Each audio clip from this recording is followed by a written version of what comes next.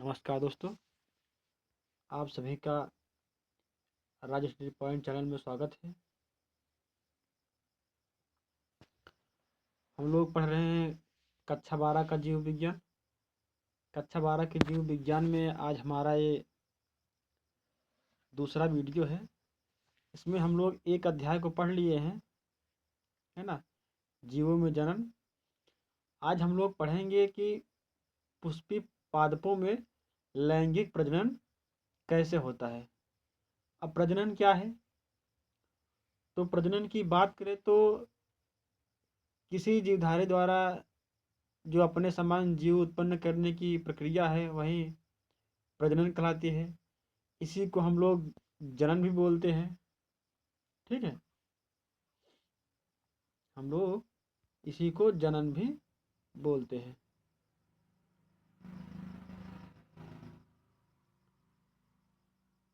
तो यानी कहने का मतलब है ऐसे पौधे जिसमें फूल खिलता है ना, उनमें किस प्रकार से प्रजनन होता है वो हम लोग आज समझने वाले हैं।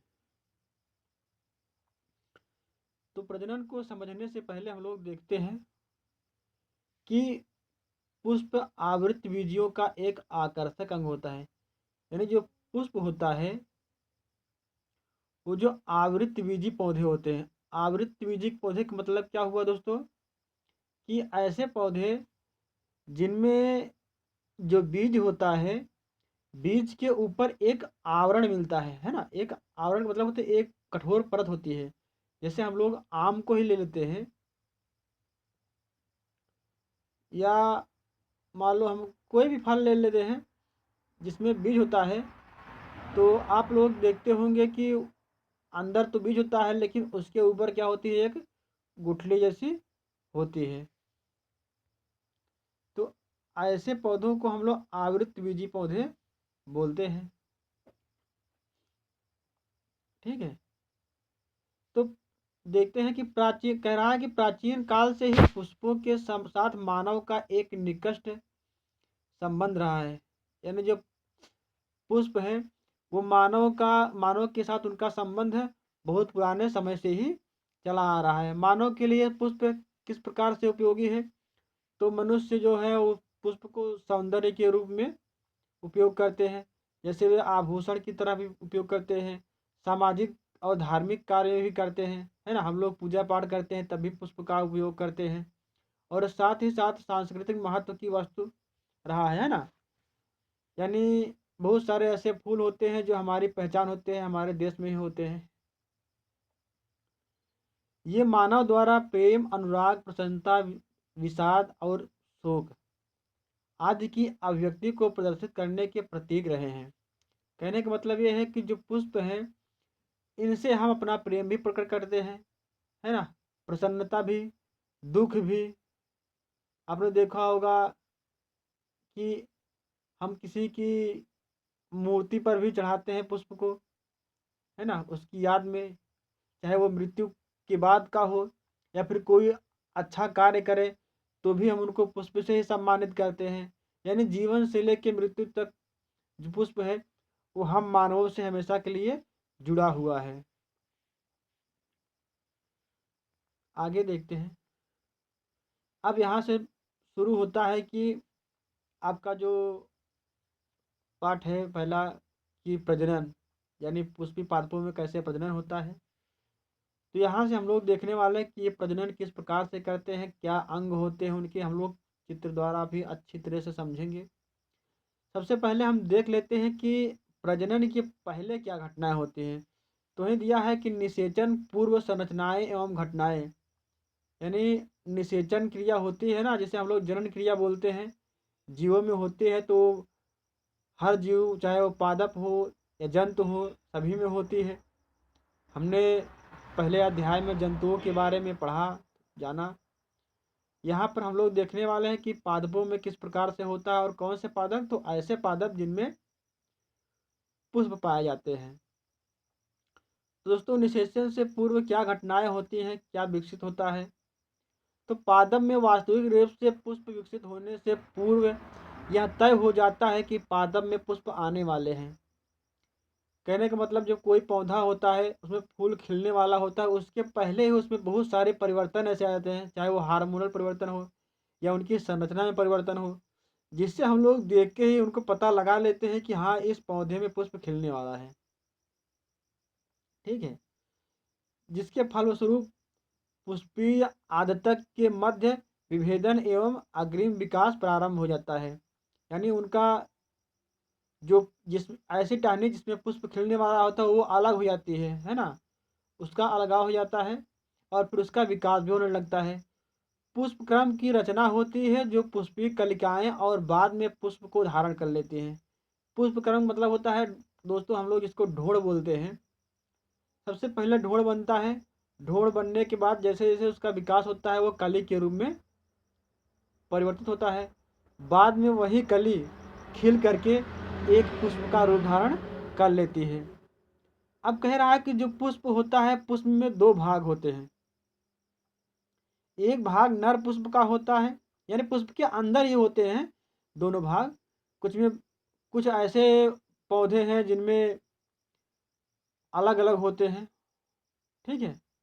जैसे हम लोग मक्का की बात करें तो मक्का में आप लोग देखे होंगे कि ऊपर भी फूल लगता है और बाल बीच में लगती है ना। तो इसमें जो बाल वाला भाग होता है वो मादा भाग होता है और जो ऊपर का भाग होता है वो नर होता है। तो कैसे उनमें निषेचन होता है हम आपको बहुत विस्तार से समझाएंगे इसमें। आप लोग इसे वीडियो को देखते रहिए। पहले हम लोग समझ लेते हैं कि क्या संरचनाएं हो रही हैं, फिर हम समझेंगे कि अच्छी तरह से कि कैसे कैसे इसमें निषेचन होता है, कैसे कैसे जीवों की उत्पत्ति होती है इसमें।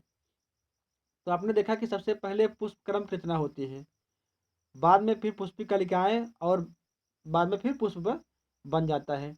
अब पुष्प में दो भाग होते हैं, एक नर भाग होता है एवं मादा भाग होता है एक। ठीक है। नर भाग को हम लोग पुमंग बोलते हैं, जबकि मादा भाग को हम लोग क्या बोलते हैं, जायांग बोलते हैं। ठीक है।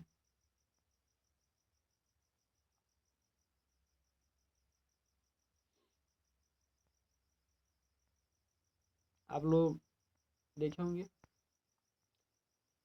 इस पुष्प के माध्यम से हम लोग आगे समझने वाले हैं।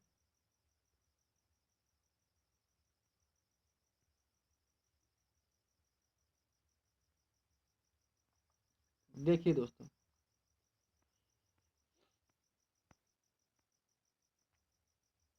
ये आपका पुष्प का चित्र है, दिखा देते हैं स्पष्ट रूप से आपको। इस पुष्प के चित्र में आप लोग देख रहे होंगे एक फूल है। फूल के अंदर कुछ आपको लंबी लंबी संरचनाएं दिख रही होंगी। ठीक है। इसमें से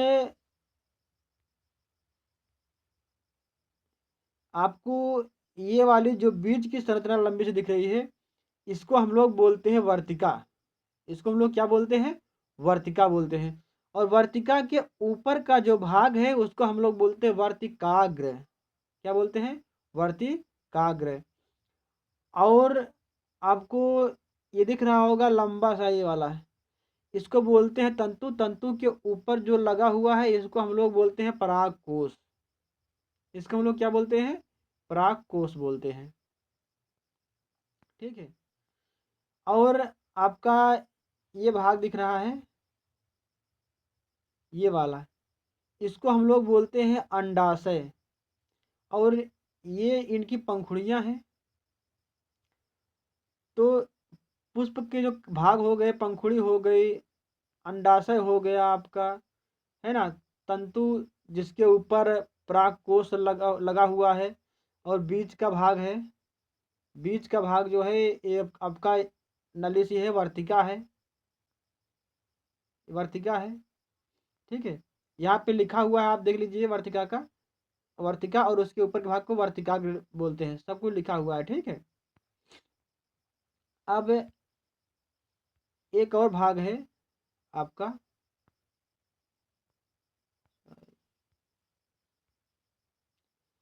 ये वाला नीचे वाला भाग, जिस पर पुष्प जो है टिका होता है, इसको हम लोग बोलते हैं पुष्पासन। क्या बोलते हैं इसको, पुष्पासन बोलते हैं। ठीक है। तो हमने ये पुष्पों के जो भाग है वो देख लिए। फिर इसके बाद यहाँ पे है आपका जो पराग कोश है, उसका एक चित्र आपको दिखाया गया है। अलग से। ये आपका परागकोश हो गया, परागकोश ये तंतु हो गए, है ना। फिर इस परागकोश का एक काट दिखाया गया है ना। काट का मतलब ये हुआ कि ये आपका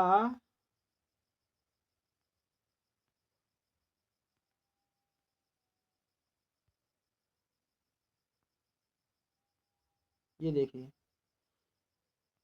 आपको दिख रहा है, ये परागकोश का कटा हुआ भाग है, जिसमें समझाने की कोशिश की गई है कि अंदर किस प्रकार की संरचना होती है। तो ये आपको दिख रहा होगा,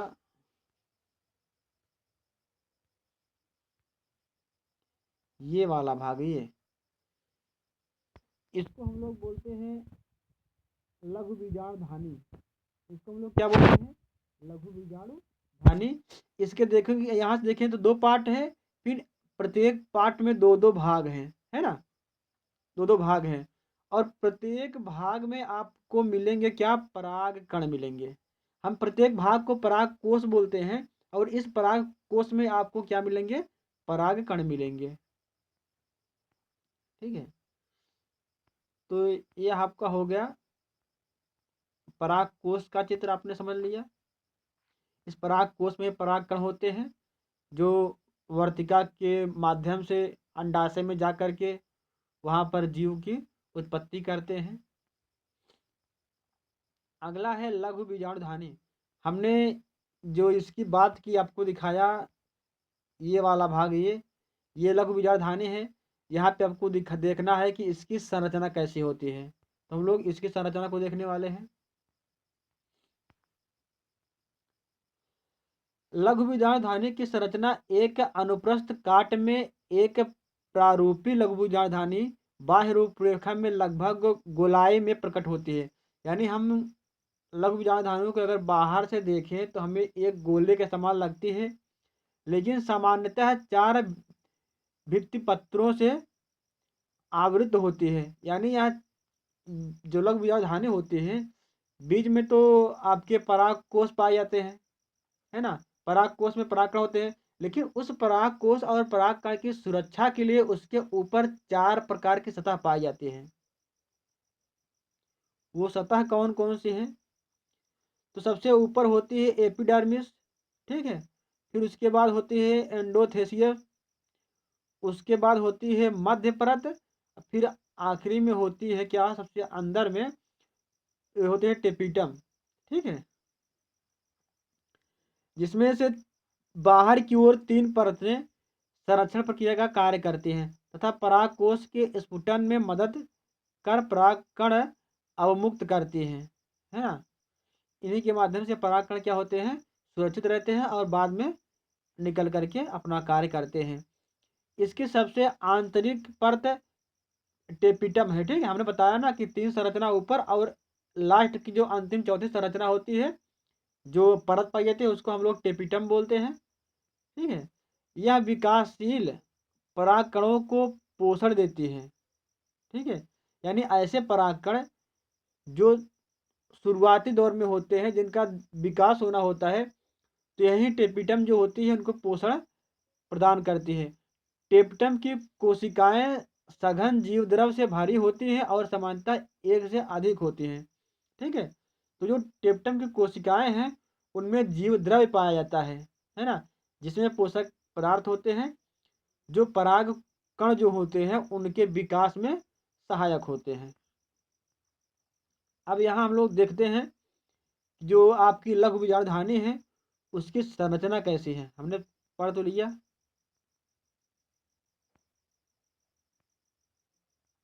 ये देखिए,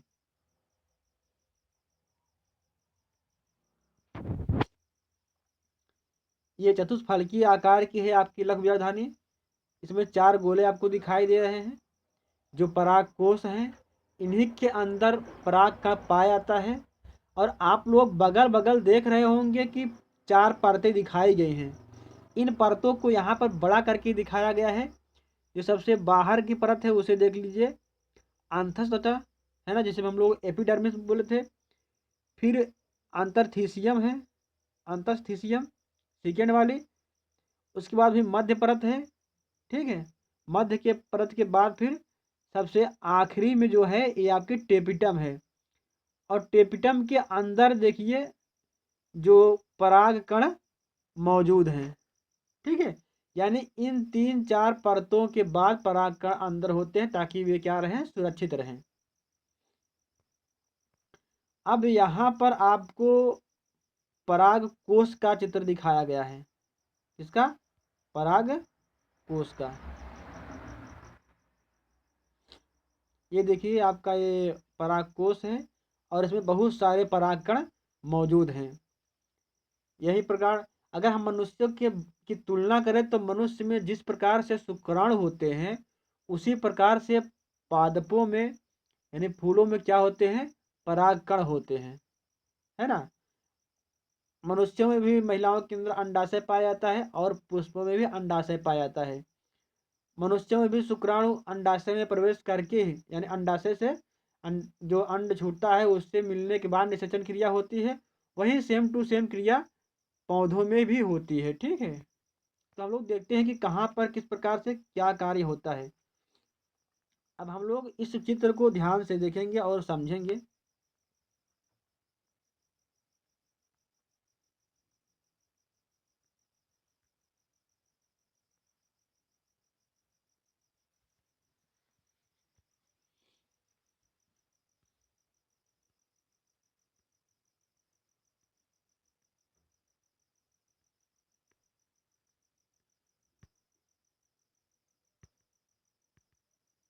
एक मिनट।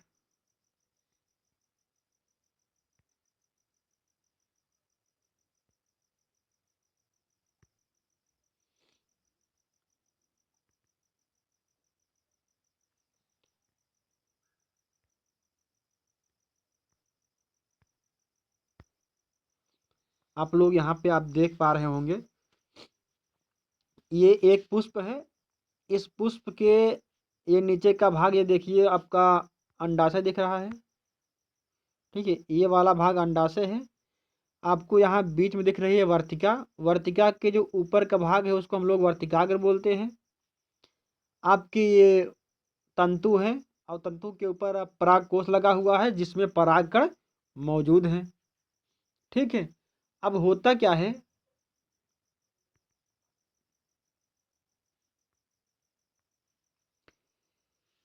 कि आपके जो ये पराग कोश हैं यहाँ से परागकण हवा के माध्यम से, कीड़े मकोड़ों के माध्यम से, है ना, जल के माध्यम से और बहुत सारे कारणों से ये लोग क्या एक परागकण क्या होते हैं, चल करके यहाँ पहुँचते हैं। जैसे कीड़े मकोड़े हो गए, आप लोग देखे होंगे कि जहाँ पर पुष्प खिलता है वहाँ पे बहुत सारे मक्खियाँ, भंवरे, ये सभी इन पे बैठते हैं, इनके रस को चूसते हैं। लेकिन जब ये इन पर बैठते हैं तो परागकण जो होते हैं वो थोड़े चिपचिपे पदार्थ होते हैं, है ना। वे क्या होते हैं, उनके पाँव में, उनके शरीर में चिपक जाते हैं। और जब वही भंवरे या जो कीड़े मकोड़े हैं जब इस वर्तिकाग्र पे बैठते हैं, वर्तिका पर नहीं, वर्तिका तो इनका भाग है, ऊपर का भाग क्या है, वर्तिकाग्र है। वर्तिकाग्र पर जब बैठते हैं तो ये वहाँ पर छूट करके चिपक जाते हैं और वे जो भी कीड़े मकोड़े हैं वो तो अपना काम करके चले जाते हैं, लेकिन इन परागकणों को वहाँ पे छोड़ जाते हैं और ये परागकण धीरे धीरे सरक करके वर्तिका के माध्यम से अंडाशय तक पहुँच आते हैं। ठीक है, अंडाशय तक पहुँच आते हैं और अंडाशय में आने के बाद ही यहाँ पर क्या होती है, निषेचन क्रिया होती है। यानी जब अंडाणुओं का शुक्राणुओं से सम्मिलन होता है तो उसे हम लोग क्या बोलते हैं, उस क्रिया को निषेचन क्रिया बोलते हैं। ये हम लोग पहले अध्याय में भी पढ़ चुके हैं। उम्मीद करते हैं आपको समझ में आ रहा होगा। तो इस प्रकार से इनमें क्या होता है, निषेचन क्रिया होती है। अब दोस्तों समझ लेते हैं एक एग्जाम्पल के थ्रू और बहुत ही आसान तरीके से। आपने देखा होगा मक्के का पौधा, है ना। मक्काई के पौधे में आप लोग देखे होंगे कि ऊपर की तरफ क्या होती है, उनके ऐसे ऐसे उनके फूल होते हैं ऊपर, एकदम ऊपर भाग में। ठीक है, मान लो ये मक्के का पौधा है, यहाँ पर आपकी एक बाल है। बाल में भी आपने देखा होगा कैसे रेशेदार कुछ निकला होता है ना। उनका जो होता है पतला पतला। तो ये जो ऊपर वाले भाग हैं, इन्हीं में परागकोश होता है, जिसे हम लोग तंतु बोलते हैं। तंतु हम लोग यहाँ पे देख लिए हैं, यहाँ पे समझ लिए हैं। यही तंतु उनमें भी होते हैं। तो तंतुओं में क्या होता है, परागकोश होता है, और परागकोश में परागकण पाए जाते हैं।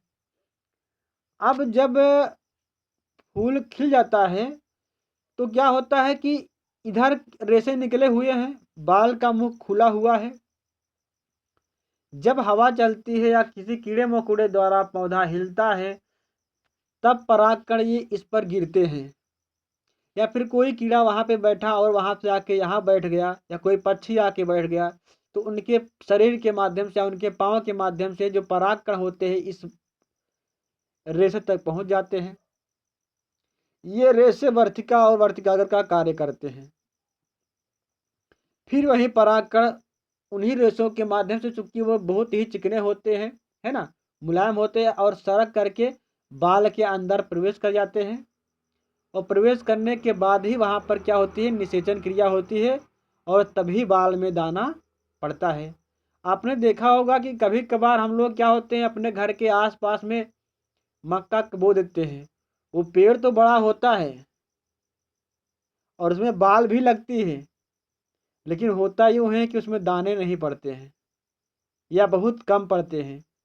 तो कारण यही होता है दोस्तों कि उनको क्या हुआ कि पराग कण मिल नहीं पाते भरपूर मात्रा में। अगर आसपास खेत ना हो और आप लोग ऊपर की बाली को ना खिलने दें, वो बाली निकले तभी तोड़ दो, तो जो बाल तो होगी लेकिन उसमें दाना कभी नहीं पड़ेगा, क्योंकि निषेचन क्रिया हो ही नहीं पाएगी। आप लोग जब खेत में बोते हो तो खेत में तो बहुत सारे पौधे होते हैं, एक का दूसरे में, दूसरे का तीसरे में, ऐसे भी करके किसी तरह से निषेचन क्रिया हो जाती है। ठीक है, सबको परागकण मिल जाते हैं और दाना अच्छा पड़ता है। ठीक है, लेकिन अगर कहीं पे अकेला मक्का का पौधा हो तो वहाँ पे उसके लिए मुश्किल बढ़ जाती है, और अगर ऊपर की बाल ना हो तो दाना पड़ना संभव ही नहीं है। ठीक है, तो इस प्रकार आप लोग मक्के के पौधे में स्पष्ट रूप से देख पाते हो कि किस प्रकार से निषेचन क्रिया होती है। आप लोगों ने देखा होगा नेनुआ, लौकी, इनका पौधा अलग होता है। इनमें दो प्रकार के फूल खिलते हैं। कुछ पौधे ऐसे होते हैं जिनमें आपका ये जो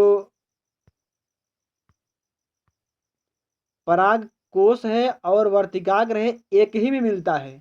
लेकिन कुछ पौधे जैसे नेनुआ हो गया, लौकी हो गई, है ना, कद्दू हो गया, इन सब में अलग अलग पुष्पों में होता है।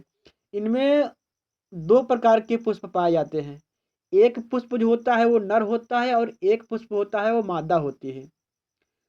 आप लोग चाहे नेनुआ का हो, चाहे लौकी का हो, चाहे कद्दू का हो, आप लोग ध्यान से देखना, तो उनमें दो प्रकार के पुष्प खिलेंगे। एक पुष्प ऐसा खिलेगा जिनमें शुरुआत में ही ढूंढ होगा, और एक पुष्प ऐसा खिलेगा जिसमें ढूंढ नहीं होगा, उसमें केवल पुष्प खिलेगा। जिसमें ढूंढ होगा वो मादा पुष्प होगा, जिसमें केवल पुष्प होगा वो नर पुष्प होगा। आपने देखा होगा कि फूल तो खिलते हैं लेकिन उसमें फल नहीं लगता, तो वे फूल नर फूल होते हैं। उनका कार्य केवल इतना होता है कि वे परागकण को उत्पन्न कर सके, है ना। लेकिन जो मादा फूल होता है उसमें क्या होता है कि वो ढूंढ के साथ, यानी आपका जो गर्भाशय है, अंडाशय है ना, इसके साथ वो बनता है।